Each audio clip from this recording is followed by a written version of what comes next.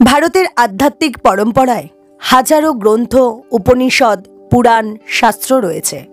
কিন্তু এই বিশাল মহাসাগরের ভেতরেও যে গ্রন্থটি যুগে যুগে কোটি কোটি মানুষের জীবন আলোকিত করেছে, যে গ্রন্থটি ধর্ম, বর্ণ, দেশ, সময়ের সীমা ছাড়িয়ে বিশ্ব মানবতার কাছে আত্মিক পথের দিশারি হয়ে উঠেছে, সেটি হল শ্রীমদ্ ভগবদ্ গীতা। গীতার প্রতিটি শব্দ যেন এক একটি আলোকরশ্মি, যা মানুষের অন্তরের অন্ধকার ভেদ করে সত্য ও শান্তির পথে নিয়ে যায়। আমরা যখন জীবনযুদ্ধে ক্লান্ত হয়ে পড়ি, যখন দুঃখ, ভয়, বিভ্রান্তি ও অনিশ্চয়তা আমাদের মনকে গ্রাস করে, তখন যে বইটি আমাদের মনে শক্তি ফিরিয়ে দেয়, সেটি হলো গীতা। গীতার শিক্ষা কোনো নির্দিষ্ট ধর্মের জন্য নয়, এটি মানব ধর্মের, এটি আত্মধর্মের, এটি চিরন্তন সত্যের। এই কারণেই আজকের আধুনিক বৈজ্ঞানিক যুগেও গীতা একই রকমভাবে প্রাসঙ্গিক, একই রকমভাবে শক্তিশালী। গীতার গল্প শুরু হয় মহাভারতের যুদ্ধক্ষেত্র কুরুক্ষেত্র থেকে। দুই পক্ষ, পাণ্ডব ও কৌরব, যুদ্ধের প্রস্তুতি নিয়েছে। সেই সময় ভগবান শ্রীকৃষ্ণ অর্জুনের রথের মাঝে দাঁড়িয়ে লোকমানবতার ইতিহাসে এক অনন্য উপদেশের সূচনা করেছিলেন। যুদ্ধক্ষেত্রের মাঝখানে যুদ্ধের ঘণ্টা, শঙ্খ, নিনাদের ভিতরে শ্রীকৃষ্ণ যে জ্ঞান দিয়েছিলেন, তা শুধু সেই দিনের যুদ্ধকে নয়, বরং লক্ষ লক্ষ মানুষের মনের ভিতরের যুদ্ধকে থামিয়ে দিয়েছে। গীতার প্রথম পরিচয় হলো, এটি জীবনের বিজ্ঞান। এটি আমাদের শেখায় মানুষ কে, জীবন কি, কর্তব্য কি, ভয় কিভাবে জয় করতে হয়, দুঃখ কেন আসে, মন কিভাবে শান্ত রাখা যায়, ঈশ্বরকে কিভাবে উপলব্ধি করা যায়, কর্ম কিভাবে করলে ফলের দাস হতে হয় না। এই প্রশ্নগুলোর উত্তর আজও শতভাগ প্রাসঙ্গিক। গীতাকে বলা হয় উপনিষদ সার, অর্থাৎ সমস্ত উপনিষদের চেতনা, উপলব্ধি, সত্য একটি গ্রন্থে সংক্ষেপে গুছিয়ে দেওয়া হয়েছে গীতাতে। গীতার জন্মের মুহূর্ত যুদ্ধ নয়, মানব হৃদয়ের টানাপোড়েন। শ্রীমদ্ ভগবদ্ গীতার সূচনা দেখে আমরা প্রথমে বুঝি এটি কোনো যুদ্ধ বিষয়ক বই নয়। এটি অস্ত্র, বর্ম বা তীর ধনুকের কথা নয়। এটি মানুষের হৃদয়, মানুষের দ্বন্দ্ব, মানুষের দুর্বলতা, মানুষের শক্তি, বিভ্রান্তি এবং মানুষের জাগরণের গল্প। অর্জুন কোনো সাধারণ যোদ্ধা ছিলেন না। তিনি মহাবীর, প্রজ্ঞাবান, সুন্দর নৈতিক চরিত্রের অধিকারী। কিন্তু ঠিক যুদ্ধের মুহূর্তে তার মন মানবীয় দুর্বলতায় গ্রাস হয়ে যায়। তিনি নিজের ভাই, গুরু, বন্ধু, আত্মীয়কে নিজের সামনেই শত্রুপক্ষের সারিতে দাঁড়িয়ে থাকতে দেখেন। তিনি কেঁপে ওঠেন, ভেঙে পড়েন, অস্ত্র হাত থেকে পড়ে যায়। তিনি বলেন, আমি যুদ্ধ করব না। মানুষের জীবনে কতবার এমন হয়, অসাধারণ শক্তির অধিকারী হওয়া সত্ত্বেও আমরা দুঃসময়ে ভেঙে পড়ি। কাছের মানুষের বিরোধিতা, সমাজের চাপ, নিজের মনের সন্দেহ, এগুলো আমাদের শক্তিকে লোপ করে দেয়। আমরা জানি আমাদের কর্তব্য কি, তবুও অস্থিরতা আমাদের পথ আটকায়। ঠিক সেই সময় ভগবান শ্রীকৃষ্ণ কথা বলতে শুরু করেন। শ্রীকৃষ্ণ কেবল অর্জুনকে যুদ্ধ শেখাননি, তিনি অর্জুনকে মানুষ হিসেবে জাগিয়ে তুলেছিলেন। অর্জুনের মনকে, যুক্তিকে, শক্তিকে, আত্মাকে জাগিয়ে তুলেছিলেন। এই জাগরণের নামই হল গীতা। গীতা এক বিশাল দার্শনিক মহাসাগর। গীতা মোট 18টি অধ্যায় ও 700টি শ্লোক নিয়ে গঠিত। এই 18টি অধ্যায় 18টি ভিন্ন ভিন্ন পথ, শিক্ষা, জীবন দর্শন ও যোগ পদ্ধতির প্রতিনিধিত্ব করে। যেমন কর্মযোগ, জ্ঞানযোগ, ভক্তিযোগ, ধ্যানযোগ, বিশ্বরূপ, কৃত্য কর্তব্য, নৈতিকতা, আত্মজ্ঞানের পথ, ঈশ্বর উপলব্ধির পথ, মনে শান্তি, অহিংসা, অনাসক্তি, আত্মসমর্পণ এবং সত্যের উপলব্ধি। প্রতিটি অধ্যায় যেন এক ভিন্ন পাহাড় চূড়া, যেখানে দাঁড়ালে মানুষের জীবনকে এক নতুন দৃষ্টিতে দেখা যায়। গীতা কাদের জন্য? অনেকে মনে করেন গীতা শুধুই ধর্মীয় বই, কিন্তু আসলে তা নয়।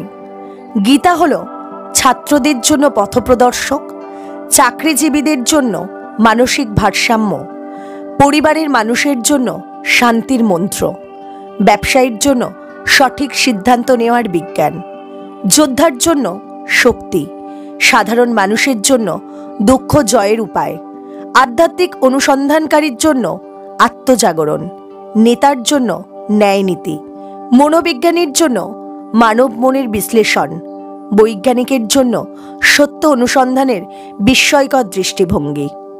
গীতাকে আপনি যেখানেই রাখবেন সেখানেই এটি আলো দেবে। যদি আপনি দুঃখে থাকেন, এটি আপনাকে সান্ত্বনা দেবে। যদি আপনি রাগে থাকেন, এটি আপনাকে শান্ত করবে।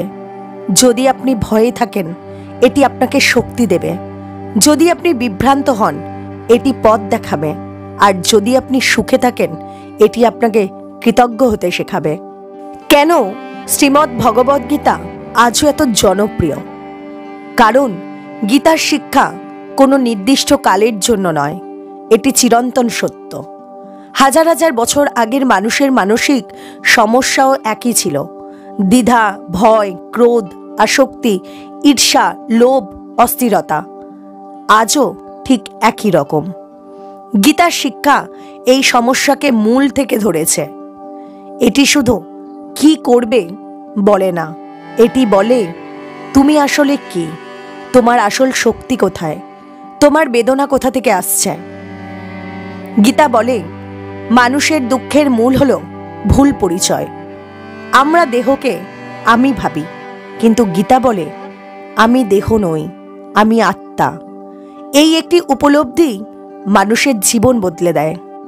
ভগবান শ্রীকৃষ্ণের ভাষা দর্শন, কিন্তু বাস্তব। গীতার ভাষা দর্শন শাস্ত্রের মতো জটিল নয়।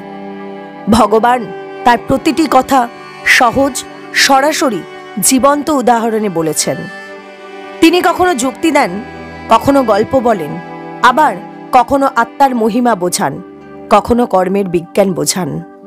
ভগবান শ্রীকৃষ্ণ বলেন, যে জন্মেছে সে মরবেই। দুঃখ সুখ আসে যায়, তুমি স্থির হও। তোমার কর্তব্য করো, ফলের চিন্তা করো না। মনকে নিয়ন্ত্রণ করো, রাগ, লোভ, হিংসা ছেড়ে দাও। ঈশ্বরকে ভজনা করো। যাকে শ্রেয় মনে হয় সেটাই বেছে নাও। নিজের সামর্থ্যকে চিনে নাও, সত্যকে উপলব্ধি করো। এই বাক্যগুলি শুধু ধর্ম নয়, এগুলি জীবন বিজ্ঞান। কুরুক্ষেত্রের যুদ্ধে দাঁড়িয়ে ভগবান শ্রীকৃষ্ণ কেন শান্তির শিক্ষা দিলেন? অনেকের মনেই প্রশ্ন আছে, গীতা তো যুদ্ধের বই, তবু এটি শান্তির কথা কেন বলে?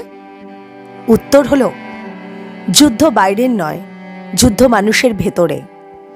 অর্জুনের যুদ্ধ ছিল না কৌরবদের সঙ্গে, ওটা ছিল নিজের ভয়, নিজের সন্দেহ, নিজের দুর্বলতা, নিজের মূল্যবোধ, নিজের শক্তির সঙ্গে। এই মন সংঘর্ষই মানুষের জীবনের আসল সংগ্রাম। ভগবান শ্রীকৃষ্ণ ঠিক সেই মুহূর্তেই সেই অভ্যন্তরীণ যুদ্ধকে লক্ষ্য করেছিলেন।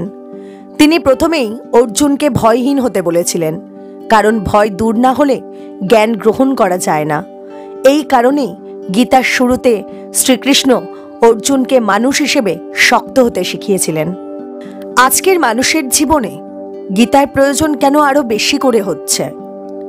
কারণ আজকের মানুষ দেখলে মনে হয় জীবন ধারণ সহজ হয়েছে, প্রযুক্তি বেড়েছে, বিজ্ঞান উন্নত হয়েছে, যোগাযোগ মাধ্যম বৃদ্ধি পেয়েছে, কিন্তু মানসিক চাপ বেড়েছে, সম্পর্ক দুর্বল হয়েছে, প্রতিযোগিতা বেড়েছে, ভয় বেড়েছে, অনিশ্চয়তা বেড়েছে, বিষণ্ণতা বেড়েছে, শান্তি কমেছে, রাগ ও উদ্বেগ বাড়ছে। আজকের মানুষ আগের চেয়ে বেশি বিভ্রান্ত, বেশি উদ্বিগ্ন, বেশি ক্লান্ত। গীতা এই ক্লান্ত মানুষকে নতুন দিশা দেখায়। গীতা বলে, তুমি তোমার ভিতরেই শান্তি খুঁজে পাবে। বাইরের পৃথিবী পরিবর্তনশীল, কিন্তু তোমার অন্তরস্থ আত্মা অপরিবর্তনীয়। এই সত্য জানলেই মানুষ শান্ত হয়। গীতা বলে, দেহ নাশ হয়, আত্মা কখনো নাশ হয় না। আমি দেহ নই, আমি আত্মা। দেহ নশ্বর, আত্মা চিরন্তন। এই একটি বোধই মানুষের জীবনকে অন্য স্তরে নিয়ে যায়। কারণ দুঃখ আসে দেহ থেকে, ভয় আসে দেহ হারানোর চিন্তা থেকে, লোভ আসে দেহের সুখ কামনা থেকে, রাগ আসে দেহের আঘাত থেকে, হতাশা আসে দেহকে কেন্দ্র করে আকাঙ্ক্ষা থেকে, দেহকে কেন্দ্র করে সব। কৃষ্ণ তাই বললেন, দেহ নশ্বর, কিন্তু তুমি নশ্বর নও। এর অর্থ হলো তুমি এক বিশাল সত্তা, যা কখনো জন্মায় না, কখনো মরে না। এই উপলব্ধি হচ্ছে আধ্যাত্মিকতার প্রথম ধাপ। গীতার অন্যতম ভিত্তি হল কর্মযোগ। শ্রীকৃষ্ণ বলেন, কাজ করো, কিন্তু কাজের ফল তোমার চিন্তার বিষয় নয়। মানুষের দুঃখের মূল কারণ আমরা কাজ করি, কিন্তু কাজের ফলের প্রতি আসক্ত হয়ে যাই। আমরা ফল চাই, প্রশংসা, টাকা, সম্মান, সাফল্য, পুরস্কার, লাভ, নাম। যখন ফল আসে না, তখন দুঃখ শুরু হয়। যখন ফল আসে, তখনও ভয় শুরু হয়, এটি হারিয়ে যাবে না তো। কৃষ্ণ বলেন, ফল ভেবে কাজ করো না, কাজ করো কারণ কাজ তোমার কর্তব্য। যখন মানুষ ফলের বন্ধন ছেড়ে দেয়, তখন তার মন মুক্ত হয়। কর্মযোগ আমাদের শেখায়, কাজ করো, নিত্য কর্ম করো, কর্তব্য পালন করো, ফলের মোহ ছাড়ো, কর্মের মধ্যেই ঈশ্বরকে দেখো। আর এটাই হলো মুক্তির পথ। জ্ঞানযোগ অর্থাৎ নিজেকে জানা। গীতা শুধু কাজ করতে শেখায় না, এটি শেখায় আমরা কারা। জ্ঞানযোগ হলো মানুষের আত্মপরিচয়ের বিজ্ঞান। কৃষ্ণ বলেন, আত্মা জন্মায় না, মরে না, কাটে না, পড়ে না, ভেজে না, শুকোয় না। এই বোধ শুধু ধর্মীয় নয়, এটি এক গভীর মনোবিজ্ঞান। যখন মানুষ জানে তার সত্যিকারের পরিচয় আত্মা, তখন ভয় কমে, দুঃখ কমে, রাগ কমে, লোভ কমে, অস্থিরতা কমে, কষ্ট সহ্য করার শক্তি বাড়ে, মন স্থির হয়। এই স্থির মনই মানুষকে সঠিক পথে নিয়ে যায়। ভক্তিযোগ ঈশ্বরের প্রতি প্রেম। গীতার সবচেয়ে মধুর অংশ হল ভক্তিযোগ। শ্রীকৃষ্ণ বলেন, যে আমাকে প্রেম করে, শ্রদ্ধা করে, বিশ্বাস করে, আমি তাকে কখনো ত্যাগ করি না। ভক্তিযোগে শক্তি আছে, কারণ প্রেম মানুষকে বদলে দেয়। ভক্তি মানুষকে নম্র করে, ঈশ্বর বিশ্বাস মানুষকে নির্ভীক করে, ঈশ্বর চেতনা মানুষকে সৎ করে, আত্মসমর্পণ মানুষকে মুক্ত করে। এই ভক্তি মানুষের অন্তরে আলো জ্বালায়। গীতার মূল বার্তা অনাসক্তি। অনেকেই ভাবেন অনাসক্তি মানে সবকিছু ছেড়ে দেওয়া। আসলে তা কিন্তু নয়। অনাসক্তি মানে ঘটনাকে গ্রহণ করা, কিন্তু তার দ্বারা আবদ্ধ না হয়ে। যেমন টাকা থাকবে, কিন্তু টাকার দাস হব না। সম্পর্ক থাকবে, কিন্তু অন্ধ আসক্তি নয়। সাফল্য আসবে, কিন্তু অহংকার নয়। ব্যর্থতা আসবে, কিন্তু ভেঙে পড়া নয়। এই ভারসাম্য বজায় রাখাই অনাসক্তি। গীতা শান্তির শিক্ষা। শান্তি আসে নিয়ন্ত্রণ থেকে। মানুষ তিনটে জিনিস নিয়ন্ত্রণ করতে শিখলে তার জীবন বদলে যাবে: মন, ইন্দ্রিয়, আকাঙ্ক্ষা। যদি মনকে নিয়ন্ত্রণ করতে না পারি, তাহলে সুখী হওয়া অসম্ভব। যদি ইন্দ্রিয় নিয়ন্ত্রণে না থাকে, তাহলে জীবনে স্থিরতা আসবে না। আর যদি আকাঙ্ক্ষা সীমাহীন হয়, তাহলে দুঃখ কখনো শেষ হবে না। গীতা বলে, নিয়ন্ত্রিত মনই মানুষের প্রকৃত বন্ধু, অবাধ মন মানুষের শত্রু। এই বাক্যের ভেতরেই রয়েছে সম্পূর্ণ মনোবিজ্ঞান। যুদ্ধক্ষেত্র আসলে মানুষের নিজের জীবন। কুরুক্ষেত্রের যুদ্ধ আসলে মানুষের জীবনের প্রতীক। আমাদের জীবনে সিদ্ধান্ত নিতে হয়, সঠিক ভুলের লড়াই করতে হয়, নৈতিকতার পরীক্ষা দিতে হয়। সুখ দুঃখ আসে, স্বার্থ ও কর্তব্যের দ্বন্দ্ব হয়, মানসিক যন্ত্রণা আসে, ভয় আক্রমণ করে, রাগে অন্ধ হয়ে যায়, প্রলোভন আসে, বিশ্বাস নড়বড়ে হয়ে যায়। এই লড়াই হলো আসল কুরুক্ষেত্র। গীতা আমাদের প্রস্তুত করে এই লড়াইয়ের জন্যই, যেমন শ্রীকৃষ্ণ অর্জুনকে প্রস্তুত করেছিলেন। গীতা বলে, শৃঙ্খলা ছাড়া মানুষ কিছুই অর্জন করতে পারে না। ইন্দ্রিয়ের শৃঙ্খলা, খাওয়া ঘুমের শৃঙ্খলা, কাজের শৃঙ্খলা, চিন্তার শৃঙ্খলা, জীবনের শৃঙ্খলা। যে মানুষ নিজেকে নিয়ন্ত্রণ করতে পারে না, তাকে পৃথিবীর কোনো শক্তি সুখী করতে পারে না। শৃঙ্খলা না থাকলে মন অস্থির, শরীর দুর্বল, সম্পর্ক ভেঙে যায়, লক্ষ্য হারায়, সিদ্ধান্ত ভুল হয়, সময় নষ্ট হয়, শক্তি কমে যায়। তাই গীতা বলে শৃঙ্খলিত মনেই শান্তি জন্মায়। গীতার প্রভাব ইতিহাস জুড়ে মানুষকে বদলে দিয়েছে। গীতা শুধু অর্জুনকে বদলে দেয়নি, এটি বদলে দিয়েছে আদর্শ নেতাদের চিন্তা, স্বাধীনতা সংগ্রামীদের মন, দার্শনিকদের দৃষ্টিভঙ্গি, বিজ্ঞানীদের অনুসন্ধান, সংসারীদের জীবন, সাধুদের সাধনা। গীতার অন্যতম গভীরতম সত্য হল সুখও স্থায়ী নয়, দুঃখও স্থায়ী নয়। যা আসে তা একদিন যায়, যা বাড়ে তা একদিন কমে, যা শুরু হয় তার একদিন শেষ হয়। তাই সুখে অহংকার নয়, দুঃখে ভেঙে পড়াও নয়। এই ভারসাম্যই জীবনে শান্তি আনে। গীতা এটিকে বলে সমোত্তম যোগ উচ্চতে, অর্থাৎ যা আসে তাকে স্থিরভাবে গ্রহণ করার নামই হল যোগ। অহংকার মানুষের সবচেয়ে বড় শত্রু। গীতার আরেকটি গুরুত্বপূর্ণ শিক্ষা হল মানুষের পতনের প্রথম ধাপ হল অহংকার। জ্ঞান বাড়লে মানুষ অহংকারী হয়, সাফল্য এলে অহংকার হয়, টাকা এলে অহংকার হয়, ক্ষমতা হাতে এলে অহংকার হয়, সামান্য অর্জনেও অহংকার জন্মায়।